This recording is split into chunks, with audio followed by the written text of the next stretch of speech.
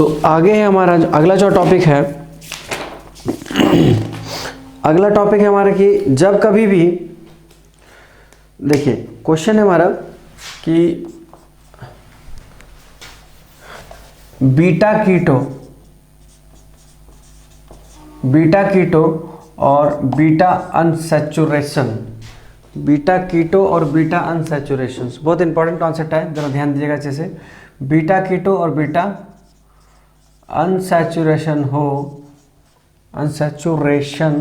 हो तो अगर इन दोनों को हीट करते हैं, ध्यान से देखिए हमने क्या बोला, बीटा कीटो और बीटा अनसैचुरेशन हो, अगर इसको हीट करते हैं तो यहाँ क्या मिलेगा आपको, CO2 रिलीज होगा। ओके, आपको क्या मिलेगा, CO2 मिलेगा। तो क्या मतलब हुआ इसका इस स्टेटमेंट का क्या मतलब हुआ, बीटा कीटो को यदि हीट करोगे तो क्या मिलेगा, CO2 मिलेगा, और बीटा अनसैचुरेशन को भी हीट करोगे तब भी हमारा CO2 मिलेगा। तो देखिए ये स्टेटमेंट वाइज तो हमें समझ में नहीं आ रहा होगा, तो एक काम करता हूँ मैं स्टेटमेंट ही लिख देता हूँ, आपको ज़्यादा समझ। अच्छा चलिए रहने दीजिए, ये आपको बस कॉन्सेप्ट आपको समझना है, स्टेटमेंट से कोई मतलब नहीं है आपको।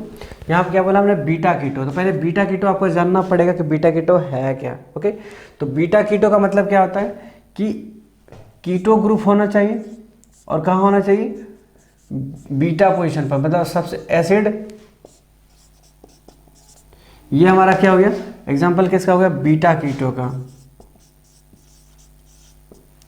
देखिए बीटा कीटो क्यों बोल रहे हैं, जिस ग्रुप पर COOH कनेक्टेड होता है उसको क्या बोलते हैं, अल्फा, और ये हो जाएगा हमारा बीटा। तो अगर इसको हम हीट करते हैं यहाँ पर तो क्या मिलेगा आपको, CO2 बाहर होगा, मतलब ये वाला ग्रुप हमारा बाहर हो जाएगा। ठीक है, यहाँ से CO2 आपको बाहर हो जाएगा, और क्या मिलेगा आपको यहाँ पर, CH3 C double bond O और CH3 बन जाएगा, और साथ में इधर बन जाएगा आपको CO2। देखिए तो क्या मिला आपको, यहाँ से CO2 बाहर गया तो मतलब क्या, H आपका शिफ्ट हो जाएगा इधर। ठीक है, और दूसरा क्वेश्चन है आपका बीटा अनसैचुरेशन।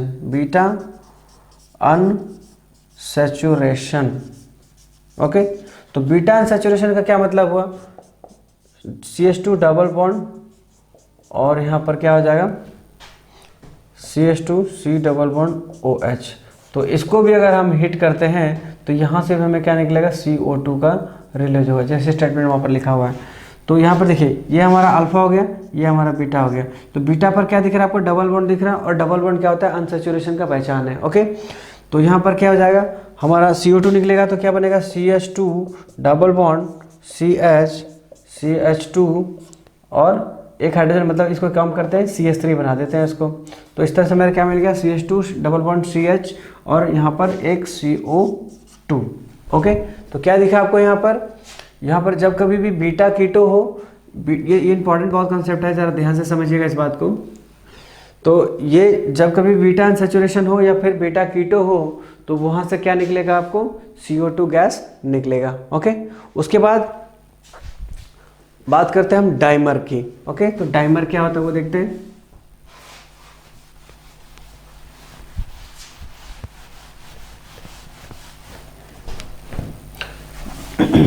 डाइमर कौन कौन बनाता है, डाइमर हमारा दो मॉलिक्यूल्स बनाते हैं। कौन कौन सा है वो, एक हमारा HF मॉलिक्यूल्स है और दूसरा CH3COH है। ओके, मतलब ये हुआ कि डाइमर हमारा डाइमर का मतलब क्या हुआ, टू मॉलिक्यूल अगर लिया था HF का 2 मॉलिक्यूल्स बनाया जाए तो यहाँ पर क्या बना, ये हमारा डाइमर होता है। मतलब 2 मोल्स ऑफ HF होगा तो हमारा क्या बनाएगा, वो डाइमर बनाएगा, मतलब H2F2। ये क्या बना देगा, H2F2। ये हमारा क्या होता है, डाइमर फॉर्मेशन होता है। ठीक है, और सॉरी पहले तो टॉपिक लिख दूं मैं आपको, dimer formation. Okay, dimer formation, right. तो डाइमर फॉर्मेशन क्या बताया हमने आपको कि जब कभी भी 2 मॉलिक्यूल्स एक साथ होगा, जब कभी भी नहीं, मतलब हाँ ठीक है, जब कभी भी आपका 2 मॉलिक्यूल्स कौन सा होगा, HF मॉलिक्यूल्स और CH3COH, मतलब एसिटिक एसिड की बात कर रहे हैं या फिर कार्बोक्सिलिक एसिड की बात कर रहे हैं। तो जब वो 2 मॉलिक्यूल्स एक साथ होगा तो आपको क्या मिलेगा, डाइमर फॉर्मेशन मिलेगा। एक तो H2F2 हमने बता दिया आपको। दूसरा हमें कैसा होगा, दूसरा हमने लिया CH3COOH 2 मोल्स अगर लेते हैं तो इसको हम कैसे स्ट्रक्चर लिख सकते हैं, इसका हम लिख सकते हैं CH3 C double bond O, इधर O कर दीजिए, और ये हमारा H हो गया, और इधर को हम सेम चीज़ें करेंगे, CH3 हो जाएगा, ये हमारा O हो गया और H हो गया, और ये डबल बॉन्ड इधर हो गया हमारा H, सॉरी इधर तो हमारा सिर्फ ये हो जाएगा ना। तो देखिए यहाँ पर क्या हो रहा है, आपका कार्बन की वजह से इधर नेगेटिव आएगा, इस पर पॉजिटिव, और इस पर क्या आएगा हमारा पॉजिटिव, और इस पर हमारा नेगेटिव, ये हमारा नेगेटिव और इस पर पॉजिटिव नेगेटिव, और ये हमारा पॉजिटिव। इन दोनों में क्या आ रहा है, H बॉन्डिंग बन रहा है, H बॉन्डिंग बन रहा है। इसी को हम लोग क्या बोलते हैं, इंट्रामोलिकुलर H बॉन्डिंग। ये हमारा कैसा है, हमारा एक मॉलिक्यूल के अंदर ही हमारा, छोड़िए इंट्रामोलिकुलर रहने दीजिए, सिंपल यहाँ पर समझिए, ये हमारा क्या है, डाइमर है, ये हमारा क्या है, डाइमर है।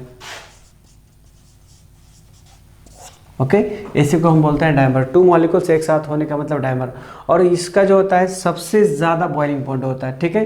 जो डाइमर वाले का जो H बॉन्डिंग होता है बहुत हाई होता है, और सबसे ज़्यादा बॉइलिंग पॉइंट हमारा किसका होता है, इसी कंपाउंड का होता है। ओके, तो इस तरह से हमने क्वेश्चंस को ख़त्म, इस तरह से हमारा क्या होता है, हाइड्रोजन बॉन्डिंग खत्म होता है।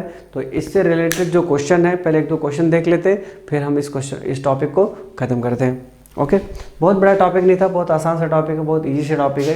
तो इनमें से क्वेश्चन क्या क्या पूछा जा सकता है, चलिए वो देखते हैं।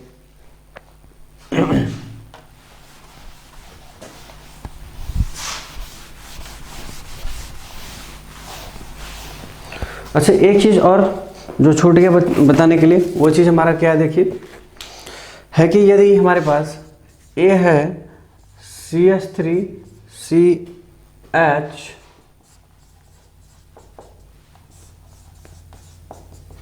अगर हम इसको हीट करें तो आपको मिलेगा CH3CH2COOH प्लस CO2।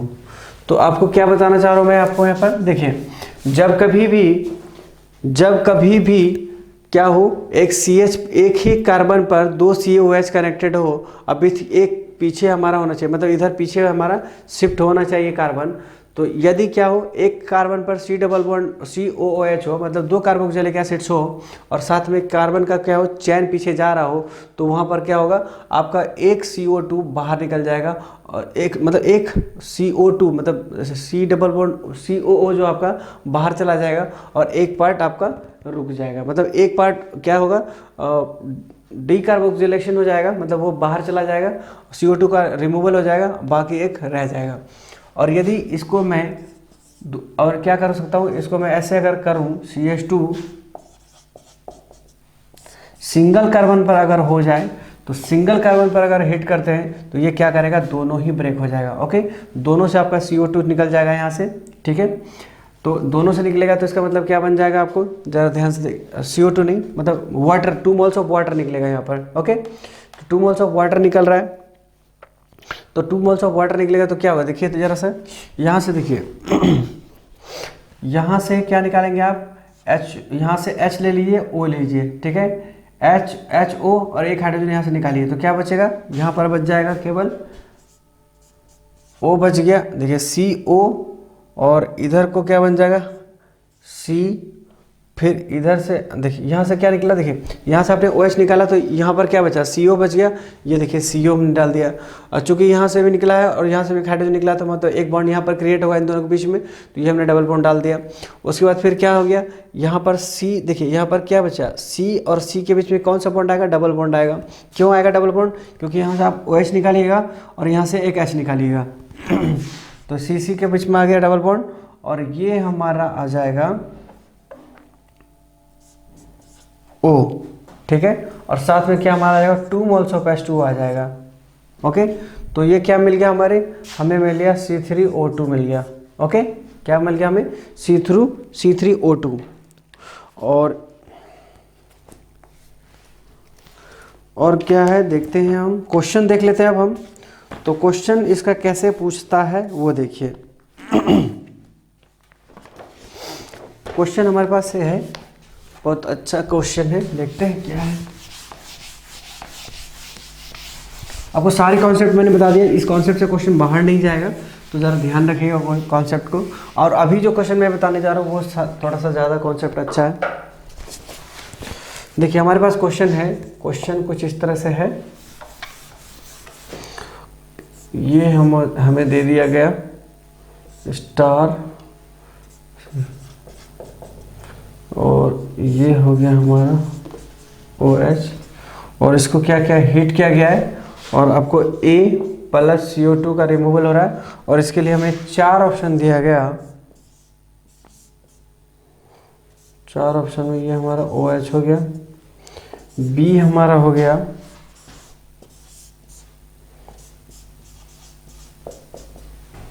और C हमारा हो गया और D हमको दिया गया है ये और ये दिया हुआ है। ओके, तो इसमें से हमसे पूछ रहा है कि हमारा कौन A हमारा कौन होगा, मतलब A हमारा क्या है।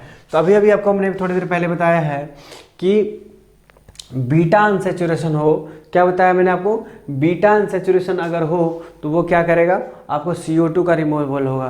तो बीटा अनसैचुरेशन आपको कहाँ पर दिख रहा है, जरा देखिए कौन सा से बीटा मिलेगा आपको। ये हमारा एसिड है, एसिड के बगल वाला कार्बन अल्फा होता है, मतलब अल्फा कार्बन पर क्या हो रहा है, बीटा हो रहा है। ठीक है, क्या इस पर देखते हैं, इस पर देखते हैं, ये हमारा अल्फा हो गया, ये हमारा बीटा हो गया। ओके, तो इसके लिए बीटा हो रहा है, मतलब क्या हुआ कि जब हीट होगा तो ये हमारा CO2 यहाँ से निकल जाएगा, ये हमारा एज इट इज रह जाएगा। तो यहाँ से CO2 निकलेगा मतलब यहाँ पर H आ जाएगा और ये हमारा यहाँ पर क्या होगा, COH होना चाहिए। जरा चेक करिए कौन सा है। तो देखिए यहाँ से क्या देख रहे हैं कि ये वाला निकल गया, तो ये हमारा नहीं हो सकता है। तो यहाँ पर देखिए यहाँ से निकला है, यहाँ से CO2 निकला है और इसका मतलब B is the correct answer. Okay, B हमारा करेक्ट आंसर हो जाएगा। उसके बाद एक क्वेश्चन है, दूसरा क्वेश्चन देखिए क्या है।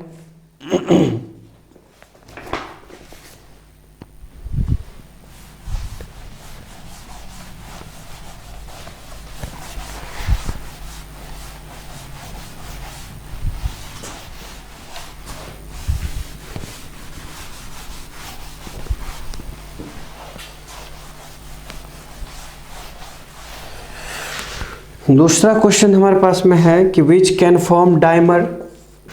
क्वेश्चन है कि which can form dimer. Okay, option दिया हुआ है A HCl, option B HF and option C HI and option D is HBr। तो अभी थोड़ी देर पहले आपको मैंने बताया था कि आपका डाइमर कौन कौन सा फॉर्मेशन करता है। डाइमर 2 ही फॉर्मेशन करता है और वो क्या है हमारा, एक HF मॉलिक्यूल है, दूसरा क्या है हमारा CH3COH, मतलब कार्बोक्सिलिक एसिड की बात कर रहे हैं। ठीक है, तो कार्बोक्सिलिक एसिड तो यहाँ पर नहीं है, दूसरा क्या हमारा HF, तो हमारा क्या हो जाएगा, HF is the correct answer for dimer formation. Okay, तो दूसरा एक और क्वेश्चन लेकर देखते हैं।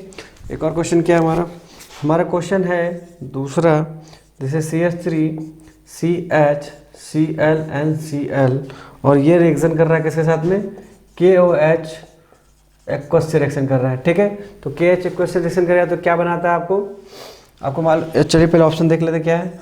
ऑप्शन हमारा हो जाएगा CH3CHO, ऑप्शन B हो जाएगा CH3CH2OH और ऑप्शन C में दिया हुआ है CH3CH, उसके बाद ये O इधर गया, ये इधर गया, ये इधर आ गया, इधर में भी हमारा O है। ओके, और ऑप्शन D जो है हमारा, यही चलिए टाइप कर देता हूँ, ऑप्शन D हमारा हो जाएगा CH2 ये इधर को आ गया ऑक्सीजन। ठीक है, तो देखिए सबसे पहले आपको इसका कॉन्सेप्ट समझना बहुत ज़रूरी है आपको कि जब कभी भी KOH एक्वस हो और उसका रिएक्शन किसके साथ हो, हेलो अल्केन, मतलब आपको क्लोरीन का मतलब ये अल्केन और साथ में क्या हो, क्लोरीन या हेलोजन कोई भी ग्रुप लगा हो, तो ये क्या करता है, यहाँ से Cl हट जाता है और OH जाके जुड़ जाता है। इसका मतलब ये क्या बन जाएगा, CH3CHOH हो जाएगा और यहाँ पर OH आ जाएगा। और ये क्या है हमारा, अनस्टेबल है, ये हमारा क्या है, अनस्टेबल है। तो अनस्टेबल क्यों है, एक ही कार्बन पर 2 OH ग्रुप क्या होता है, अनस्टेबल होता है। तो ये यहाँ से क्या निकलेगा, वाटर निकल जाएगा, यहाँ से H बॉन्डिंग बना लेगा, H बॉन्डिंग बनाने के बाद यहाँ से हमारा वाटर निकल जाएगा। तो मतलब प्रोडक्ट क्या बन गया हमारा, CH3CHO बन गया। देखिए यहाँ पर क्या बच गया, CH3CH वाटर मॉलिक्यूल निकल गया यहाँ से। ओके, वाटर मॉलिक्यूल निकला, क्या बचा CH3CH, एक ऑक्सीजन बच जाता है यहाँ पर, तो हमारा क्या मिल जाएगा CHO। ओके, तो आंसर देखिए कौन सा ऑप्शन मैच कर रहा है, this answer A is the correct answer. Okay, तो इस तरह से हमारा क्या होता है, हाइड्रोजन बॉन्डिंग खत्म होता है। ओके, अब हमारा नेक्स्ट जो स्टार्ट होगा वो हमारा स्टार्ट होगा डाइपोल मोमेंट। ओके, तो देखते हैं डाइपोल मोमेंट क्या है।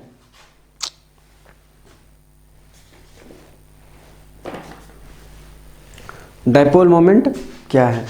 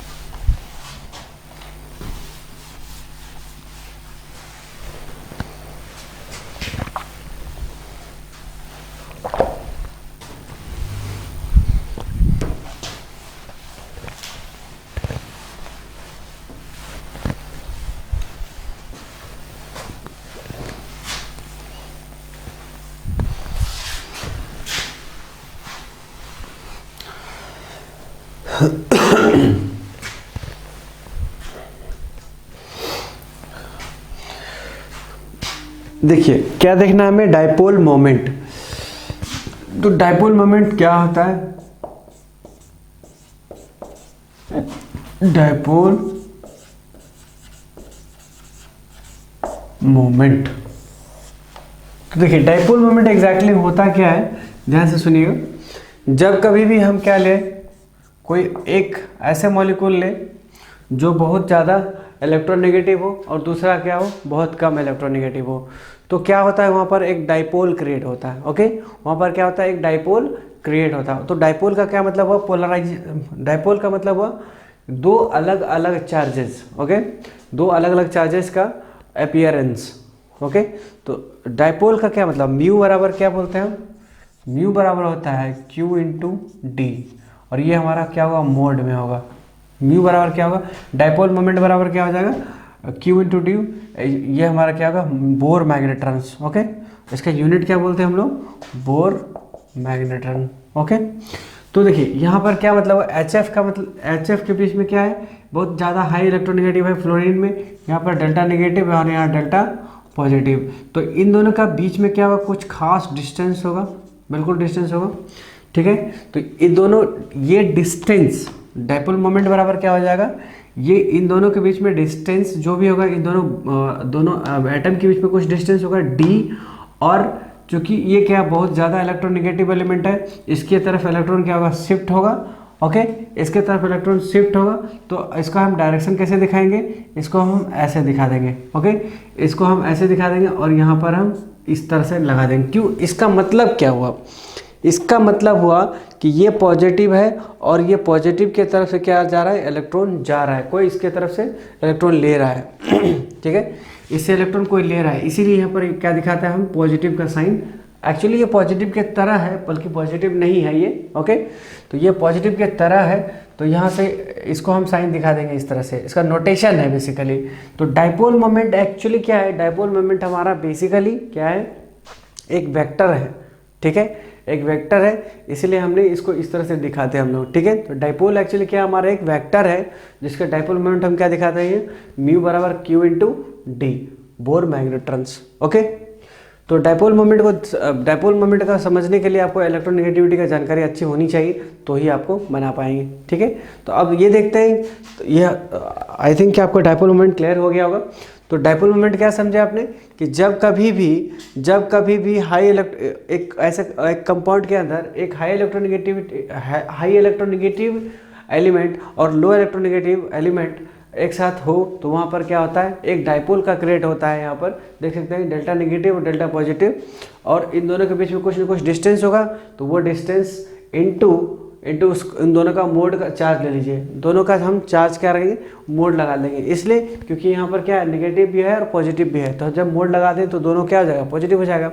तो म्यू बराबर क्या करेंगे, इन दोनों का डिस्टेंस इंटू इन दोनों पर जो अपीयरेंस चार्ज है, दोनों को क्या कर देंगे, मल्टीप्लाई कर दीजिए, आपको क्या मिल जाएगा, आपको डायपोल मोमेंट मिल जाएगा। ठीक है, तो अब बात करते हैं हम लोग डायपोल मोमेंट कब कब जीरो होगा और कब जीरो नहीं होगा। ओके तो अगर आप देखें यहाँ पर देखें तो डायपोल मोमेंट कब कब जीरो होगा आप बता सकते हैं कि dipole moment is zero in the following conditions. तो डायपोल मोमेंट कौन से कंडीशन में जीरो होगा, चलिए इसको पहले मिटा लेते हैं फिर हम आगे बढ़ते हैं।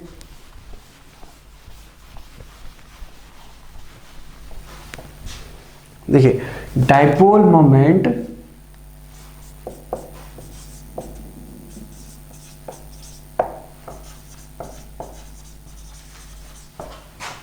Is zero.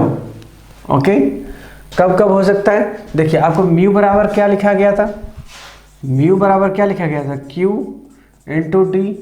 ओके, तो देखिए कंडीशन वन क्या होगा, when Q mod equal to when Q is equal to zero, when simply ये बोल सकते हैं हम कि when charge is equal to zero, तो हमारा क्या हो जाएगा, म्यू इक्वल टू जीरो हो जाएगा। ओके, नेक्स्ट दूसरा क्या हो जाएगा, when D equal to zero, distance बोल सकते हैं हम इसको,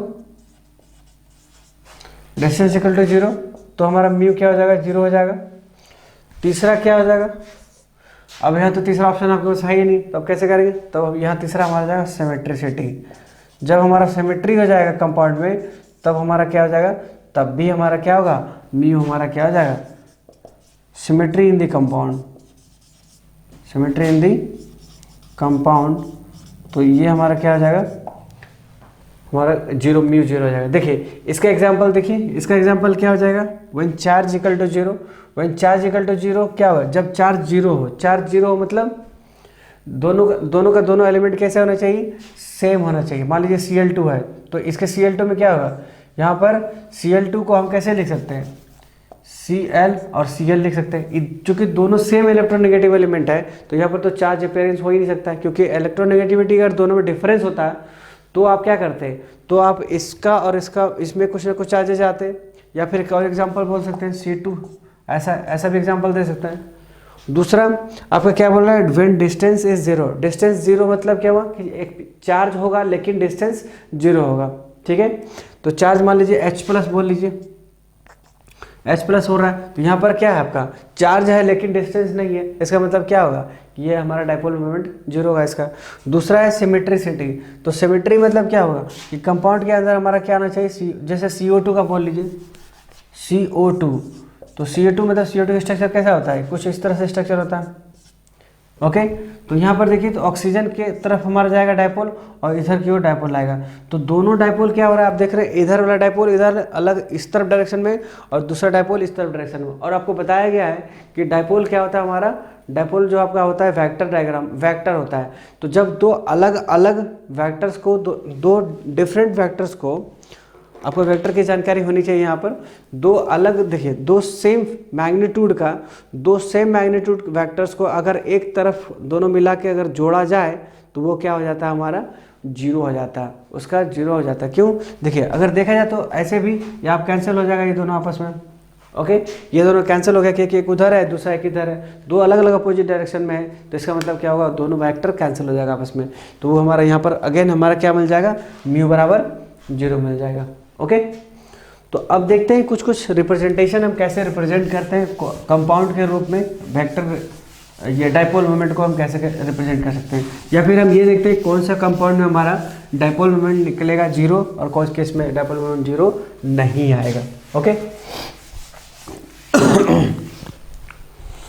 तो चलिए देखते हैं एक आध, जैसे मान लीजिए हमारे पास में कुछ क्वेश्चन के थ्रू ही समझाता हूँ मैं आपको। जैसे मान लीजिए हमारे पास क्वेश्चन है BH3, ओके, BH3, और दूसरा हमारे पास A मान लीजिए है और H2O है, तीसरा हम मान लेते हैं NH3। ओके, तो चलिए देखते हैं जरा सा हम। सबसे पहले देखिए, सबसे पहले BH3 का है, तो BH3 का स्ट्रक्चर हमें पता होना चाहिए। BH3 का क्या होता है हमारा, ये कुछ स्ट्रक्चर होता है, इसका हमें डायपोल मोमेंट जानना है, ठीक है। तो यहाँ पर डायपोल मोमेंट जानने के लिए हमें क्या करना होगा, सबसे पहली बात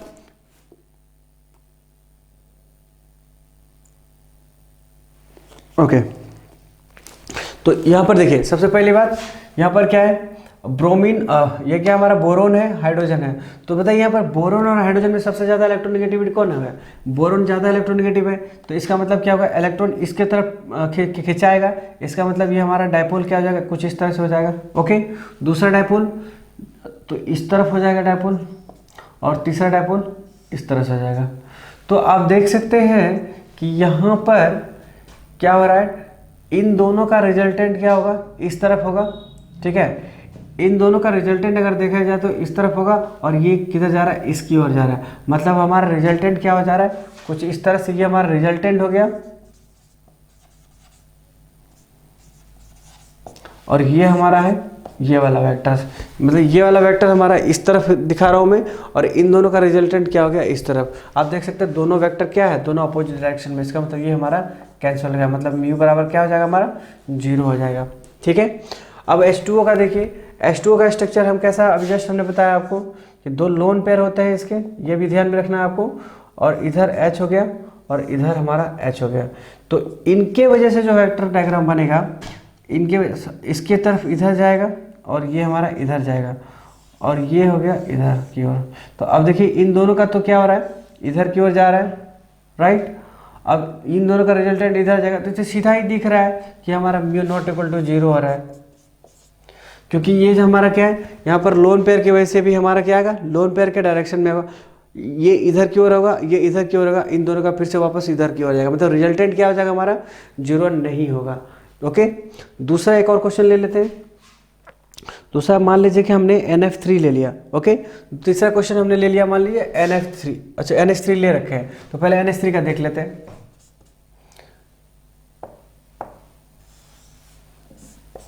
NH3 का स्ट्रक्चर हमारा कुछ इस तरह से होता है, देखिए ये हमारा डायपोल इधर होगा, इसका डायपोल इधर होगा, और इसका डायपोल इधर होगा। तो आपको क्या दिख रहा है, ये और ये इसका डायपोल इधर हो जाएगा।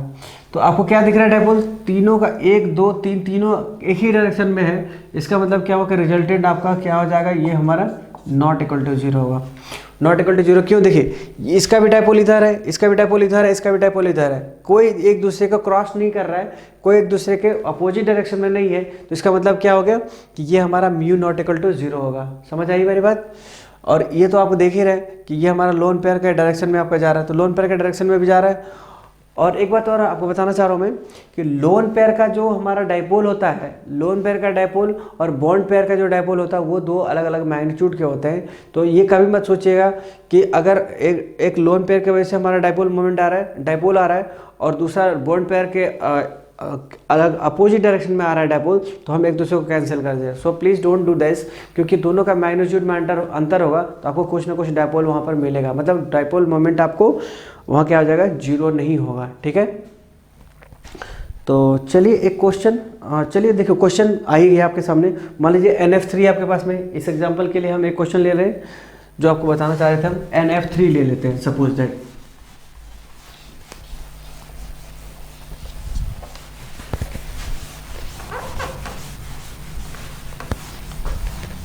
ओके, क्वेश्चन हमारे पास में क्या है, NF3 है। यहाँ पर क्या है, NF3, इसका स्ट्रक्चर कैसा होगा, हमारे पास लोन पेयर है, ठीक है। लोन पेयर F यहाँ हो गया, यहाँ पर F हो गया, और ये यहाँ पर हो गया F हो गया, ठीक है। आपको क्या करना है, आपको देखना है कि इसका वेक्टर रिप्रेजेंटेशन क्या होगा। देखिए फ्लोरीन क्या है, हमारा फ्लोरीन ज़्यादा इलेक्ट्रोनेगेटिव है, हमारा इस तरफ आएगा, इधर की ओर आ जाएगा, और इधर की ओर आ जाएगा, और ये इधर की ओर चला जाएगा। तो अगर यहाँ पर दिखा सकते हैं, आसानी से दिखाइए आराम से। ये हो गया, फिर ये हो गया हमारा, फिर ये हो गया, ओके, फिर ये हो गया। तो अब बताइए कि इन दोनों का रिजल्टेंट ये हो जाएगा हमारा, ठीक है। इन दोनों का रिजल्टेंट ये हो गया, और ये इसके ठीक अपोजिट है। तो आप क्या करोगे, इन दोनों को कट कर दोगे, ठीक है।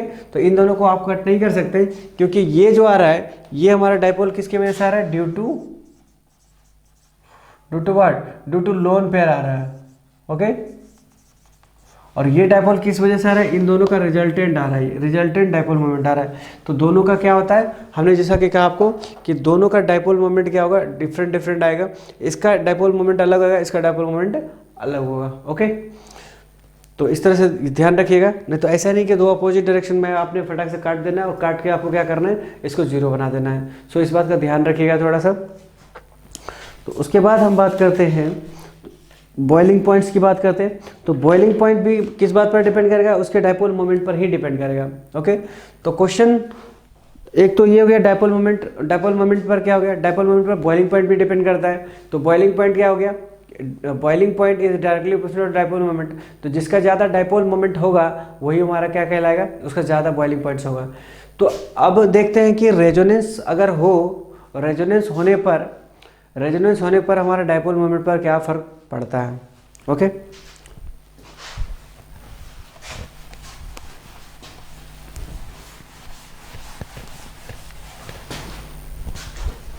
तो टॉपिक हमारा होगा यहाँ पर what is effect, what is effect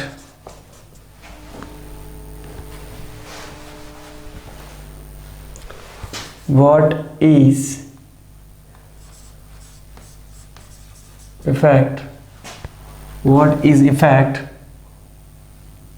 what does actually, what does effect on mu, that is dipole moment, due to presence of resonance, due to resonance, normally कर देते हैं ड्यू टू रेजोनेंस। ठीक है, तो मान लीजिए हमारे पास में क्या है एक क्वेश्चन के थ्रू समझाता हूं।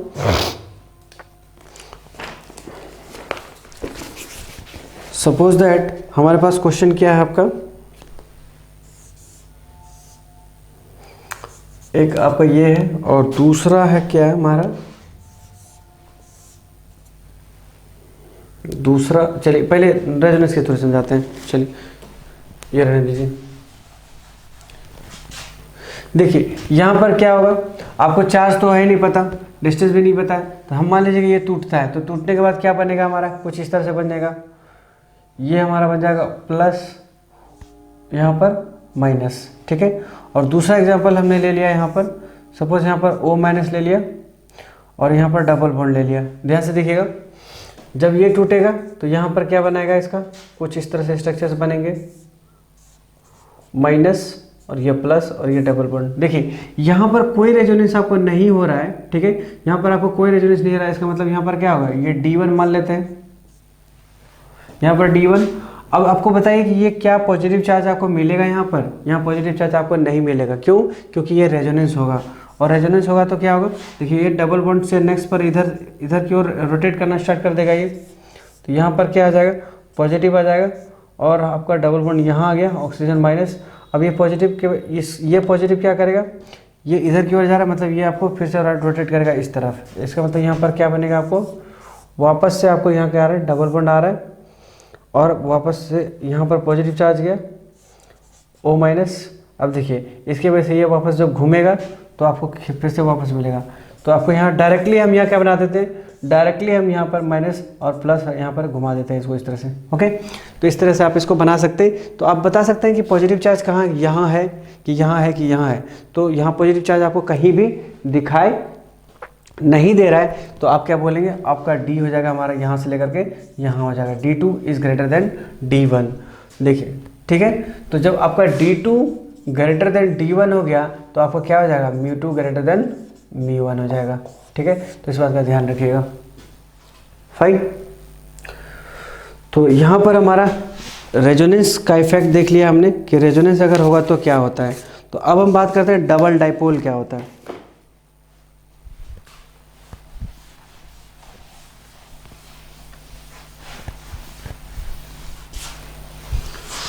तो डबल डाइपोल का क्या मतलब हुआ, सिंपली डबल डाइपोल का मतलब हुआ कि एक ही कंपाउंड के अंदर क्या होना, दो डाइपोल का जनरेशन होना। ठीक है,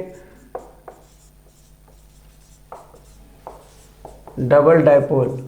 ओके, डबल डाइपोल का क्या मतलब हुआ, एक ही कंपाउंड के अंदर दो डाइपोल जनरेट का होना। जैसे कि H2O मॉलिक्यूल्स ले लेते हैं, आपको क्या दिख रहा है यहाँ पर, negative positive negative positive. Okay, तो यहाँ आपको देख सकते हैं यहाँ पर क्या एक डाइपोल अलग से आ रहा है, ये डाइपोल अलग इधर हो रहा है और ये डाइपोल इधर हो रहा है, मतलब आपको दो डाइपोल दिख रहा होगा। ठीक है, तो डबल डाइपोल का मतलब क्या हुआ, द जनरेशन ऑफ दो डबल डाइपोल का मतलब दो गो डाइपोल्स। ठीक है, the generation of two dipoles at a times is called double dipoles. Example के रूप में हम H2O का दिखा सकते हैं।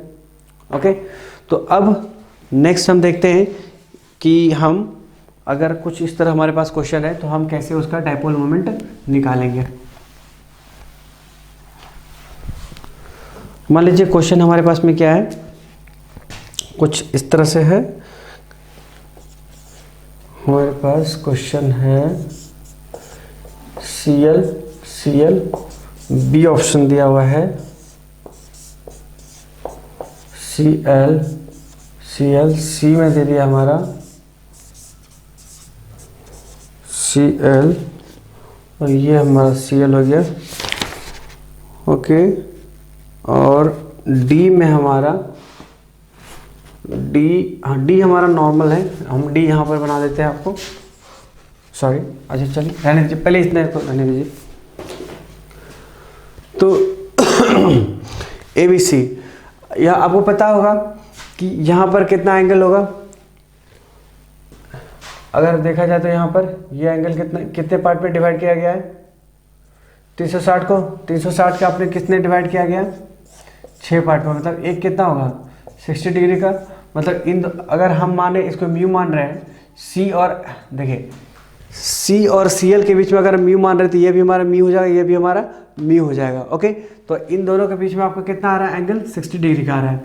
तो इसका हम रिजल्टेंट जो है, रिजल्टेंट मतलब इसका डाइपोल मोमेंट कैसे निकालेंगे आप, म्यू बराबर निकालेंगे μ1 plus μ2 plus 2 times of μ1 into μ2 cos theta over root. Okay, तो देखिए ये हमारा क्या है, फॉर्मूला है, ये हमारा क्या है, जब μ1 μ2 डिफरेंट आ जाए या फिर नॉर्मली जब हमारा म्यू एक से ज़्यादा आ जाए तो हमारा ये फॉर्मूला आता है विद एंगल के साथ में। ठीक है, तो यहाँ पर देख सकते हैं एंगल भी मिल रहा है आपको, दो म्यू का आ रहा है और दोनों म्यू कैसा है आपका, सेम म्यू है। तो आप पहले निकाल लीजिए इसका, तो यहाँ पर क्या है μ1 इक्वल टू μ2 है, तो आप क्या करोगे यहाँ पर ओवर रूट कर दो, ओवर रूट μ1 प्लस μ2। ठीक है, तो सॉरी यहाँ पर स्क्वायर होगा, एक गलती कर दिया मैंने, यहाँ पर μ1 स्क्वायर प्लस μ2 स्क्वायर होगा। ठीक है, प्लस 2 इंटू μ1 इंटू μ2 कॉस 5, तो कॉस 5 कितना आपका 60 डिग्री है, तो अब μ1 μ2 क्या हो जाएगा, 2 म्यू स्क्वायर हो जाएगा, प्लस यहाँ क्या हो जाएगा 2 म्यू स्क्वायर हो जाएगा, μ1 μ2 सेम है, और कॉस कितना आपका 60 डिग्री। तो यहाँ पर क्या करेंगे आप, तो यहाँ आपका हो जाएगा 4 mu square, sorry not 4 mu square, it's 2 mu square plus आपका 2 इंटू म्यू स्क्वायर, और ये cos 60 का 1 हाफ हो जाएगा, मतलब ये कैंसिल आउट हो जाएगा। तो यहाँ पर कितना आ गया आपके पास में 2 म्यू स्क्वायर प्लस यहाँ फिर से वापस कितना बच गया आपको, म्यू स्क्वायर बच रहा है। ठीक है, क्योंकि ये 2 कैंसिल हो गया, राइट, तो आपको कितना निकल जाएगा 3 म्यू स्क्वायर ओवर रूट। तो आप डायरेक्टली कैसे बोल सकते हैं म्यू इंटू √3 बोल सकते हैं। Okay, mu into √3। अब आगे देखिए इसका वैल्यू कितना आएगा, इसका वैल्यू हमारा 120 डिग्री है, तो 120 डिग्री है तो इसका मतलब कितना माइनस हाफ होगा। ये तो हमारा केस ए के लिए था, केस बी के लिए क्या हो जाएगा, केस बी के लिए आपका देखिए एक चीज़ पता क्या है कि जैसे एंगल आपका बढ़ता है, जैसे जैसे आपका क्या होता है एंगल बढ़ता है, तो आपका क्या होता है, आपका जैसे जैसे एंगल बढ़ता है उसका मैग्नीट्यूड आपका क्या होता है, घटता चला जाता है। ठीक है, तो यहाँ पर क्या है, यहाँ पर 60 था, 60 से 120 गया, मतलब ये हमारा क्या हो जाएगा माइनस हाफ हो जाएगा। तो यहाँ पर डायरेक्टली हम क्या लिख सकते हैं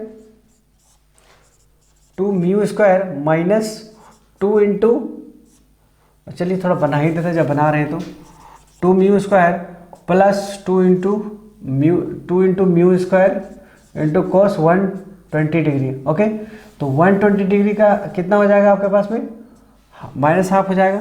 तो 2 mu square minus 2 into half into mu square, तो ये कैंसिल हो जाएगा म्यू बोलता हूँ, 2 कैंसिल हो गया, बचा कितना 2 mu square minus mu square बचा, तो ये आपका यहाँ क्या बन जाएगा, म्यू स्क्वायर स्क्वायर हो गया, तो टोटल आपका क्या बन जाएगा, म्यू। तो देख सकते हैं कि सबसे ज़्यादा किसका वैल्यू आ रहा है, आपका सबसे ज़्यादा वैल्यू इसका आ रहा है वो इसका वैल्यू आ रहा है 1.7132 इसका वैल्यू आएगा। तो अभी देखिए, अब जैसे जैसे आप एंगल बढ़ा रहे हैं आपका क्या हो रहा है, आपका घटता जा रहा है। तो अगर यहाँ पर आपको डाइपोल मोमेंट की अगर बात किया जाए, तो डाइपोल मोमेंट की बात किया जाए, अगर ऑर्डर बेस पे सेट करना है तो आप क्या कह सकते हैं, पहला हमारा ए हो जाएगा, A is greater than B और ग्रेटर देन सी, यहाँ पर हो गया। ठीक है, तो ये हम आंसर इस तरह से हम देख सकते हैं बहुत आसानी से। तो इस तरह के क्वेश्चंस अगर आपके डाइपोल मोमेंट में आते हैं तो आप इजीली डील कर सकते हैं। तो इस तरह से हम देखिए क्वेश्चंस को हमने खत्म किया। तो हमारा 2 पार्ट खत्म, यहाँ ये क्या क्या खत्म किया हमने, डाइपोल मोमेंट भी खत्म हो गया और हमारा क्या खत्म हुआ, आपका हाइड्रोजन बॉन्डिंग भी खत्म होता है यहाँ पर। तो चलिए अब हमने सारी चीज़ें ख़त्म कर ली है, डाइपोल मोमेंट भी ख़त्म कर लिया और हमने हाइड्रोजन बॉन्डिंग भी ख़त्म कर लिया। तो आज के लिए इतना ही, फिर हम नेक्स्ट लेक्चर में मिलते हैं। किसके साथ, नेक्स्ट लेक्चर में मिलेंगे हम आपके साथ रिएक्शन मैकेनिज्म में। ठीक है।